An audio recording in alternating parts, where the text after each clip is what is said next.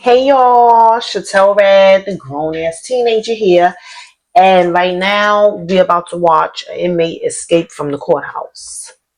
With the arraignment now over, he's being taken back to jail. Or is he?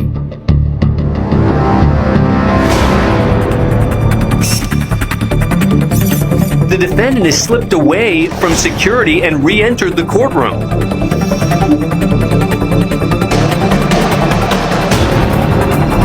He strips off his prison-issue shirt and uses it to hide his handcuffs. He makes it to the hallway, and after a quick look around, he takes off. Along the way, he ditches the distinctive orange prison-issue shoes and continues barefoot through the courthouse. Quickly makes his way to the lobby until he exits straight through the front doors and out onto the street. See, this is why it should always be two officers. You can't have one officer.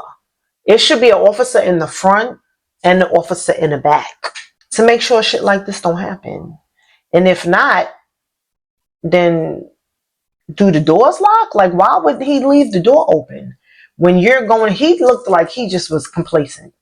Nobody would escape from a correction officer in such a manner. No, we are very security conscious. Corrections, we very security conscious. You won't escape from us like that. Now, some messed up paperwork, but that, leaving doors open, no, we big on locking doors and closing doors behind us and all that. He should either have a partner or have that door locked. And then you just walking in through all of the inmates like that? Yeah, all right, they cuffed. So people could still assault you with cuffs on. Yeah. They could have just joked you up. Boom. They got you. You're done. Never walking through no inmates like that.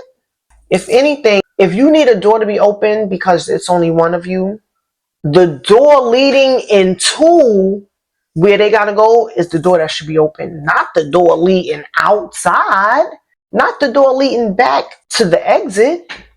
He should have had that door open and gave instructions from behind. That's what we do in correction. We don't be walking through no inmates. We'll give them directions from behind. Like, yeah, go straight to the end of the hallway, stop at that red line. Yeah, all right, go down the stairs. When you get to the bottom, wait right there.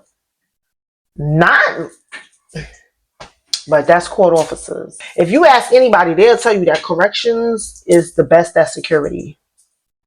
Plenty of times, because I worked in the bookings, plenty of times, PD brought inmates in with mad contraband, weapons, and drugs.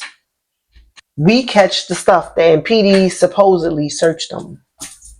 That officer's going to get fired now. That officer's going to get fired because you did bad all the way around. Well, you know what? It's the state, it's court officer. Maybe they different.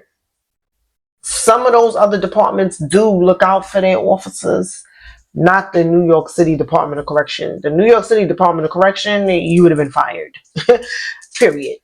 So if you're going into the Department of Correction or any type of law enforcement, never ever leave doors open. If the door got a lock, lock it.